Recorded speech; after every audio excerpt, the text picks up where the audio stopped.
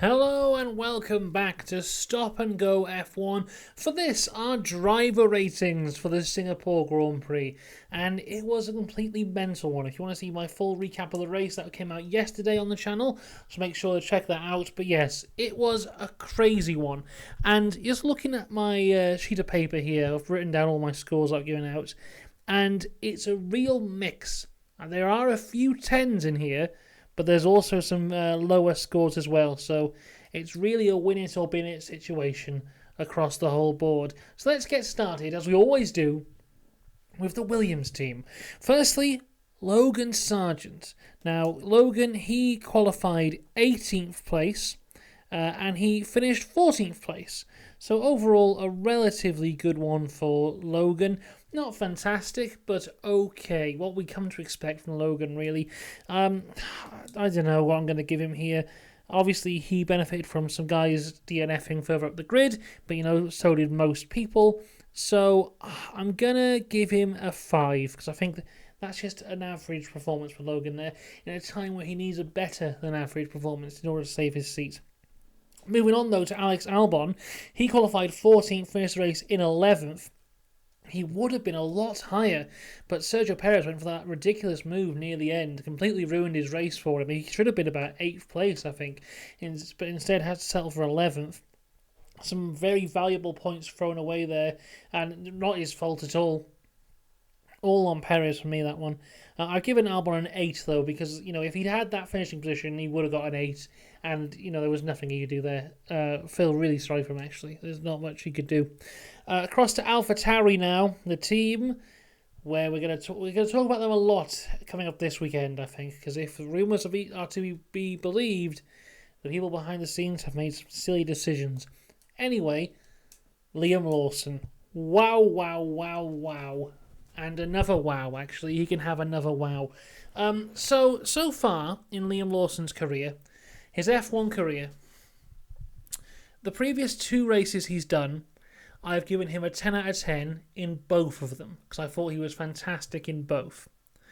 Here he comes to Singapore, a track he's never driven at, the hardest race of the year, a track where drivers prepare themselves all year just to survive this race. He's had a few weeks' notice. He comes out, he puts it into Q3 for the first time, and not only does he score points, he secures AlphaTauri's highest finishing position of the year. He is incredible. So impressive. So good. Qualified 10th, finished 9th, is now beating Ricciardo, De Vries and Sargent in the championship, and is 1 point off Yuki Tsunoda. And he's going into the Japanese Grand Prix, a track he's actually driven before, which should be interesting to see. Liam Lawson is the man. He's got another 10 out of 10 from me. Fantastic work. He is incredible. So far, a perfect score 3 races in.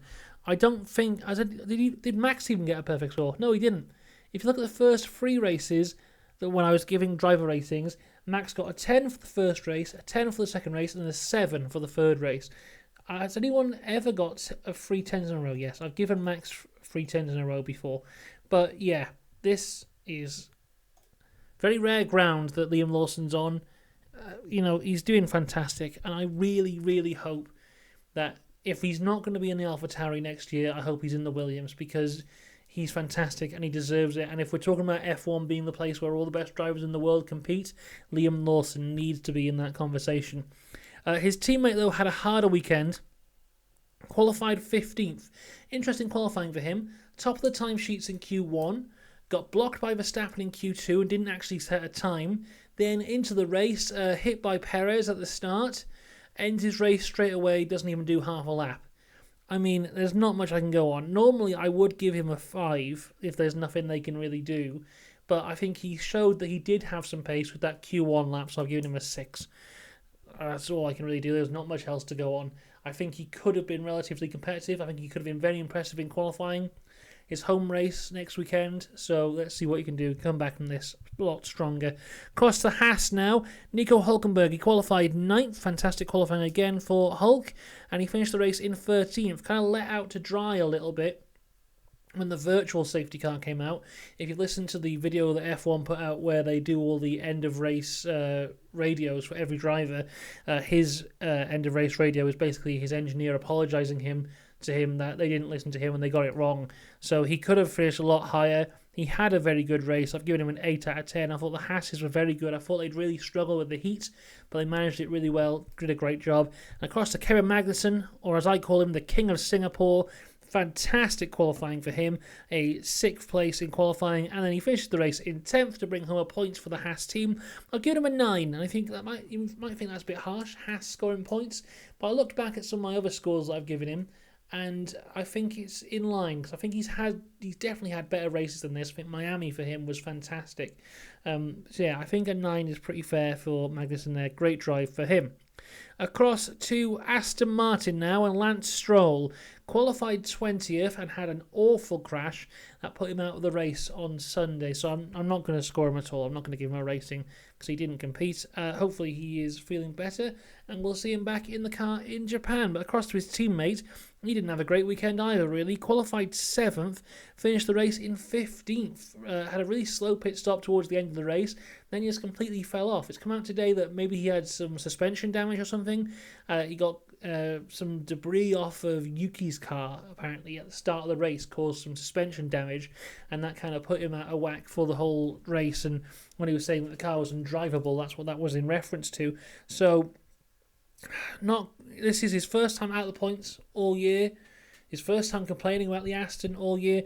I'm going to give him a 5 because even though he did have a bit of damage, I still think it wasn't a great drive. There was a lot of people that he could have possibly beaten, and yeah, he was the last of the finishing cars and really did not look great. So 5 out of 10 for Alonso, his worst race of the year so far.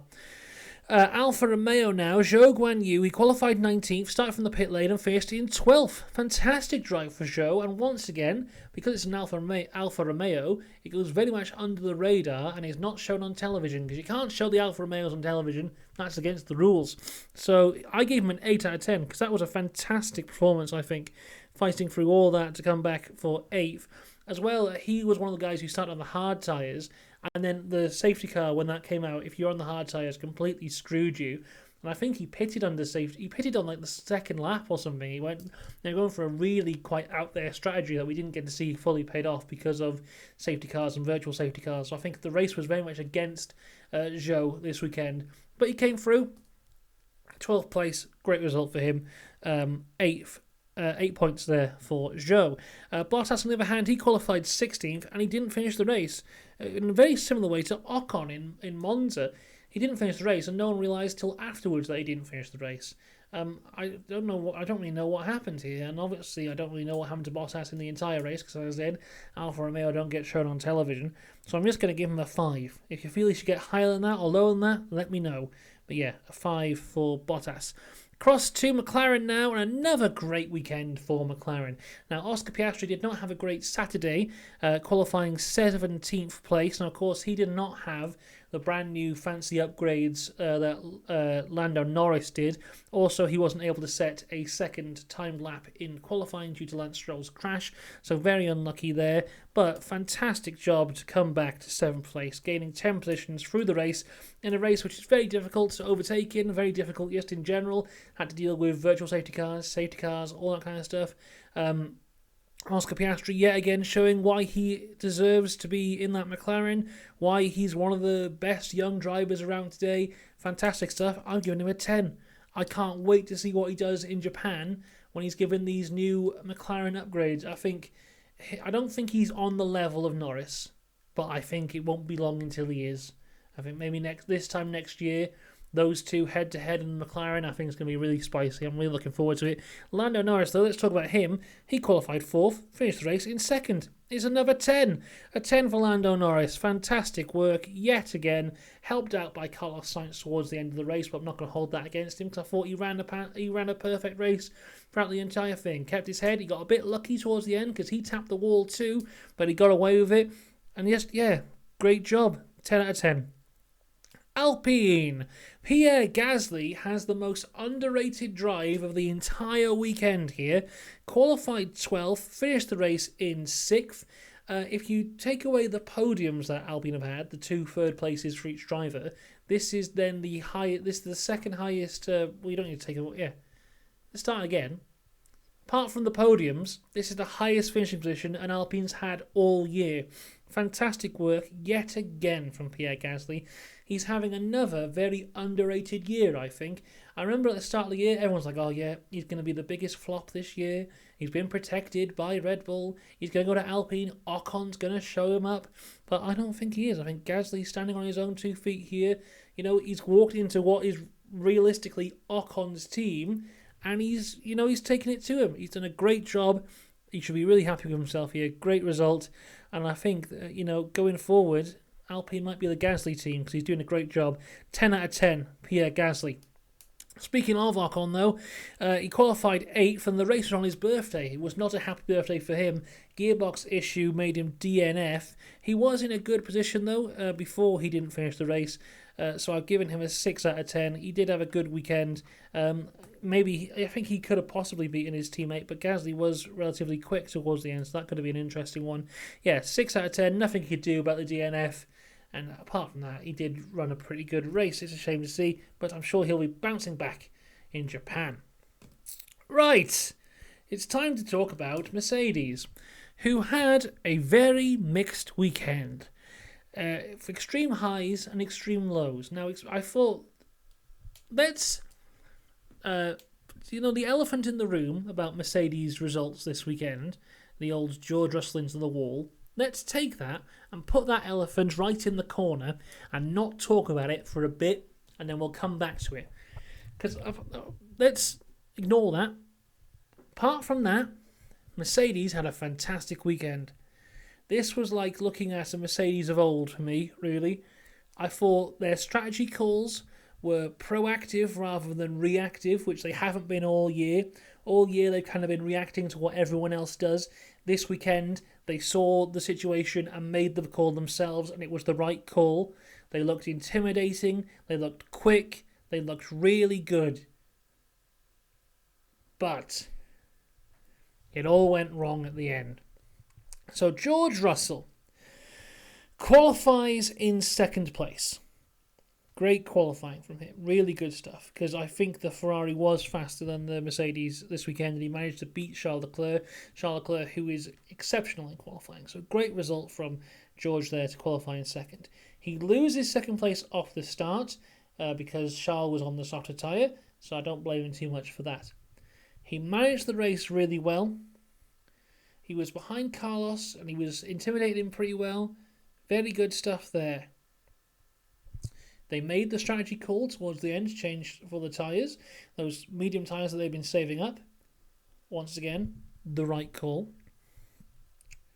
Then you have George and Lewis chasing down Carlos and Lando. Now, there's been a lot of discussion about this online. And I discussed it a little bit in my recap, but now I've had a bit more time to think about it and look at the facts. And I think it's a really interesting one because there's no doubt in my mind that I think Lewis was faster than George at that point in the race. And I think if it had been Lewis in front of George, Lewis probably would have won the race. But it was the other way around. And I've seen a lot of people say, oh, Mercedes should have made the call to swap the 2 round and they should have told George to get out of the way. And I think that's one of the stupidest things I've ever heard in my entire life. When you have 2 drivers like that who are supposedly equal in the Mercedes team, which they are, and I don't think that either one gets preferential treatment over the other, you can't, in the dying laps of the race, tell them to swap like that when a win's on the cards. I think that is wrong. That being said, I think George Russell really showed himself up. I think what he did there with that silly mistake on the last lap, that's what separates a driver from being a good driver and being a great driver. That's what separates a driver from being a guy who wins occasionally to a guy who wins world championships. That's the difference between a 9 out of 10 and a 10 out of 10. What he did there, at that point when he crashed, the win was off. because he didn't get past Norris quick enough. He had an opportunity to pass Norris. He didn't really take it well enough. If he got past Norris, he would have got past Sainz easy because he would have had DRS. It would have been done. The win would have been in the bag. So I think at that point, the win's off the table. But you 100% have that podium. That's yours. You're bringing home that podium. And he throws it away. And that's just not acceptable in a team like Mercedes. Now, what I see is a lot of people going, oh, Mercedes should drop him. That's not fair. That's not true. I think George will learn from this. I think George will grow from this. I think he'll get better. But as he is right now, he's not the guy. It doesn't mean he can't become the guy, but as he is right now, he's not the guy. And I think the whole plan with George when he was signed to come on in 22 was, I think the initial thought was that Lewis would retire this year and George would be the face of Mercedes. And right now, he's not ready for that. So it's a very good thing that Lewis isn't retiring, because George is not ready to be the number one guy. George could not take on a Max Verstappen. Not at all. In a championship battle, Russell versus Verstappen, Russell would just crumble at this point. And that was shown here. A bit of pressure on him. He had to make the move in front of him. Also, he had a lot of pressure from behind him. His head was gone. He was in the wall. So, for me, despite everything that he did right in this race, what he did there at the end, throwing away everything, I've given him a 2 out of 10. And I think that it is harsh, but I also think it's valid. I think it's granted, because you had a podium. It was there for you to take, and you threw it away. I gave him a 2 because he outqualified his teammate, did a great job in qualifying. That's 1 point. And I think he was faster than Lewis for 99% of the race. That's another point. Otherwise, really not good from George. And I'm not the biggest George fan in the world, but I hope that he is all right, because you could tell that this one messed him up a little bit. And it's the kind of crash and it's the kind of incident that might shake your confidence a little bit. But then again, that is the difference again between a driver who's good and a driver who's great. A driver who is good will have some of that shaky confidence and not be able to get it back, whereas a driver who's great will be able to bounce back from this. And this is a testing time for Russell, and we'll see how it comes from him here, because this was a big opportunity for him here, and I think he messed it up. Anyway, on to his teammate Lewis Hamilton. Qualified 5th, finished the race in 3rd. Great race from Lewis. As I said, he was the faster of the two Mercedes at the end of the race. I've given him a 9. The reason I didn't give him a 10 was just because I do think George was faster for 99% of the race. That's enough on Mercedes. Let's talk about Ferrari. Viva la Ferrari! Grazie ragazzi! Ferrari are back, baby. Fantastic stuff. I was doing the photos on social media this morning. The flags they put up when they have a race win. They've got the one there for Le Mans. They've got the other one here for the Singapore Grand Prix. Fantastic stuff. Of course, from Carlos Sainz, the smooth operator. The smoothest of operations from him. Pole, win, 10 out of 10. You know what? Since we've come back from this summer break, Dutch Grand Prix, Italian Grand Prix, Singapore Grand Prix, Sainz has been absolutely incredible. I don't know what he's done over the summer break, but whatever it is, keep on doing it, because he is fantastic. A friend of mine a few weeks ago said to me that they thought Carlos Sainz was better than Charles Leclerc. And I said, that's ridiculous. That's not true. Now, I'm not so sure. If we look at the scores I've given him, 9 in the Netherlands, 10 in Monza, and a 10 here in Singapore. The only person who's got better is Max, who I gave a 10 in the Netherlands and a 10 in Monza. We'll see what he gets later. But Carlos Sainz has been pretty much on the same quality as Max Verstappen since we come back from the summer break. Fantastic stuff. I'm so happy for him, because we saw last year how his confidence was shook up a little bit. Lots of lap 1 incidents for him, especially at the start of the year. He's come back from that. He's grown from that. He's really understanding the car. I'm so happy for him. He's doing a great job, and I hope he continues throughout the rest of the year and into 2024. Fantastic stuff. 10 out of 10 for Carlos Sainz. Charles Leclerc, though, qualifies 3rd, finished the race in 4th. I did give him an 8, because I think he did do a good job, because I think Ferrari basically sacrificed him. They went, we need to win this race. We need to be the guys who beat Red Bull for the first time this year. And in order to do that, we need to prioritise one car, and we're going to prioritise the car that's in the lead, and that's Carlos Sainz. Charles Leclerc did his job perfectly, though, as that second driver, although I imagine he would hate being called the second driver, and Max did nearly get him towards the end as well. But 8 out of 10, great job from both Ferrari lads there.